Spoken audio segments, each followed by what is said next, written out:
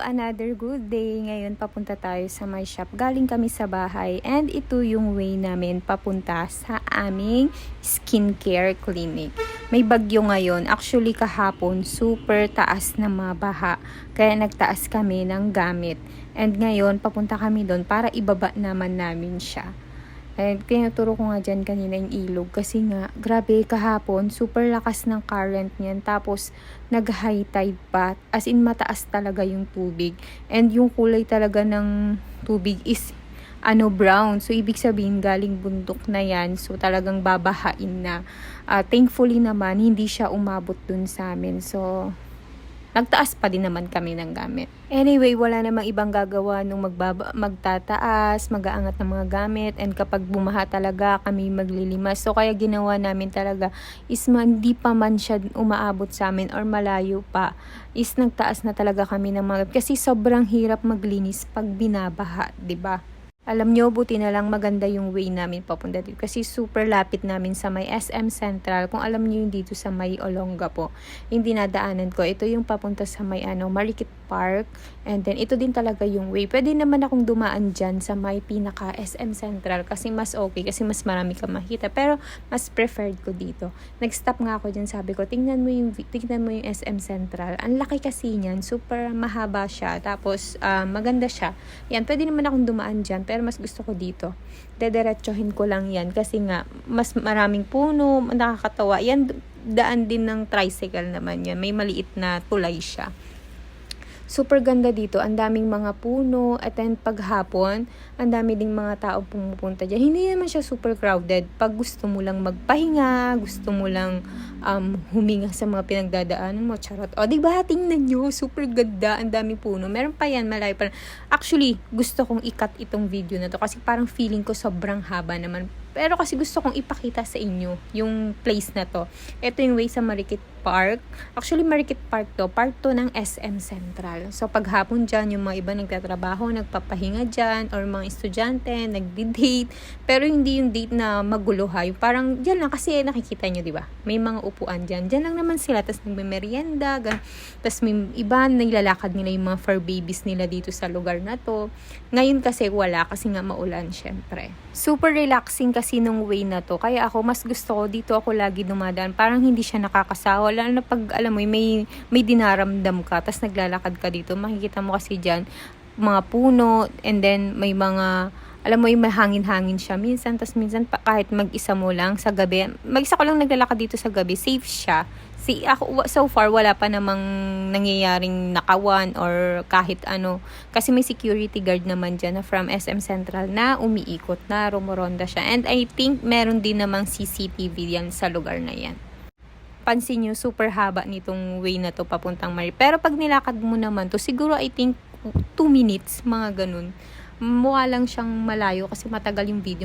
Mabagal kami maglakad nito kasi magalaw-galaw yung camera. Yung sa bahay kasi namin, hindi siya dinadaanan ng jeep. So, kung gusto mo, sasakay ka ng jeep, pwede ka din ditong dumaan. Pero pwede naman tricycle. Kami kasi usually tricycle yung ginagamit naming transpo pag pupunta ng SM Downtown. Kasi kung alam niyo yung Olonga po, or taga dito kayo, or alam niyo yung lugar na to, super lapit lang lahat. Alam mo yung kaya mo naman siya talagang lakarin. Punta kang palengke, SM Central, SM Downtown, or sa ibang mga maliliit na mga store. Marami dito. Pwede ka din mga lakarin hanggang SBMA. Kasi magkakalapit lang siya. Yun yung maganda dito naman sa may Olonga po. Dito sa may park na to, ayan yung ilog, and yan yung tulay na dadaanan papunta nga dun sa skincare clinic namin. And then, dito naman sa kabilang side is pwedeng mag-play yung mga kids dyan. Tapos may stage. Minsan nandyan sila for graduation, may mga event pala dyan. Tapos may mga ano ba tawag doon? Playground, ayun ang mga bagets. Alam mo yung gate na to, bago lang yan medyo tinaasan nila kasi siguro pag minsan sa gabi is may pumapasok. Kasi nga may mga nagbabantay dyan. Meron namang maliit, pero minsan nga nabubuksan. Alam mo, kahit madaling araw, for example, 3 a.m. to 4 a.m., mga ganun, gigising kami, i-check namin yung skincare spa namin. Pwede naming lakarin. Pero di na kami dumadaan dun sa way na yun. Dito na mismo sa may SM Central. And ito, nandito na kami sa tulay. Yun yung way namin papunta doon. Minsan napapatingin ka dyan sa may ilog na yan kung mataas ba yung ilog, mataas yung... Ito yung pinaka sa lahat ng tulay yata dito sa Olongapo. Ito yung feeling ko yung pinaka-busy na tulay. Kasi super lapit lang sa lahat. Talagang walking distance lang ilagi. Tapos meron siyang school dyan, bus terminal, ganun. Ngayon, wala masyado kasi ang lakas ng ulan. Lalo na alam mo, paghapon, naku, super dami nang naglalakad dyan. As in, yung mga galing trabaho, galing ng SM Central. Ang dami dito, puno lagi itong tulay na to. Napaka-busy nung tulay na yun. Grabe. Dahil pagbaba niyan, meron dyan dito sa side, diba? Kung gusto mo mag-ukay, malapit lang naman sa skincare clinic namin. Ganun. And alam nyo ba, yung ukay-ukay na yan, may aircon yan eh. Tapos I think hanggang 3rd floor siya. Alam mo, sobrang laki and sobrang haba niya. Nasa pinaka likod niya, meron pa. Pero the aircon naman, so hindi ka naman papawisan habang namimili ka dyan. Lalo na pag promo. Pero nung parang 3 for 100 or parang 50 pesos isa siya, pag ganun na yung price nyo, alam nyo minsan, natsempohan ko lang. Minsan nakapatay yung aircon nila. Ang init kaya. Ito yung tarpaulin namin pupunta dito sa clinic namin. Nga lang, medyo magulo dyan kasi nga nag-ayos sila ng mga gamit, naglinis kahapon kasi nga may mga tumutulo. Yan yung sa pang 3rd door kami. Super magulo lang siya tingnan. And makikita nyo pagbukas ng mahiwagang pinto at pag-open mo ng ilaw. Nako, tada! Nakita nyo, nakaangat lahat ng gamit. Super angat kami kahapon. Anong oras na din kaming natapos. Alam mo, pinag-iisipan pa nga namin kahapon kung itataas namin siya o hindi. Kaso kasi nakita nga namin doon sa CCTV ng Olongapo is baha na din sa ibang lugar. And yung ibang taga rito sa Olongapo is nagpo-post sila sa Facebook na baha na sa kanila, mga ganun. Kaya nag-aalala na din kami. Alam mo naman pag tubig baha, 'di ba? Sobrang bilis niyan. Kaya kaysa masira yung mga gamit namin. And mamaya may matapon pa na mga gamit dahil hindi na po pwede. Ginawa namin is inangat na lang talaga namin lahat as in. Pati yung mga kortina namin na yan, pinagsasampay namin siya para lang, alam mo yun, hindi, in case man na bumaha, hindi siya masira. Alam nyo, manifesting talaga na one day makahanap kami ng affordable na pwede naming rentahan na pwesto para mailipat namin siya.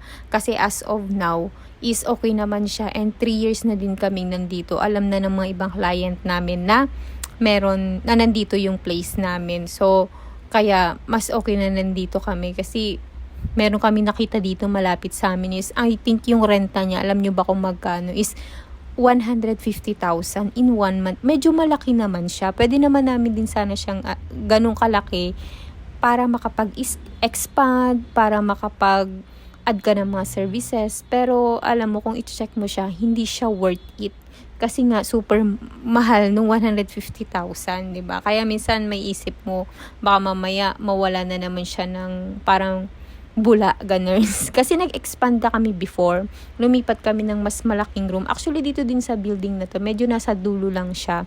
So, medyo malaki yung perang nasayang siguro. Kaya medyo ngayon, masyado na kaming, alam mo yun, natatakot ka na sa mga ganong klaseng sitwasyon. Kaya kapag ganon is talagang super, talaga 100% paulit-ulit namin pag-iisipan yung mga inilalabas naming pera. Kaya ngayon, ganyan, tiis-tiis, kami na lang yung mag-a-adjust sa baha talaga. Kailangan aware ka sa lahat ng mga nangyayari sa paligid mo para yung mga gamit mo is masisave mo in case na mangyari yung mga ganon. And the reason why kung bakit gusto kong gawan ng video and gawan ng voice over yung ganitong setup namin, kasi malay mo in a year makapag-expand kami, makalipat kami ng ibang clinic, tapos makikita ko yung ganitong setup namin before. Praying for that. Yun lang. Bye!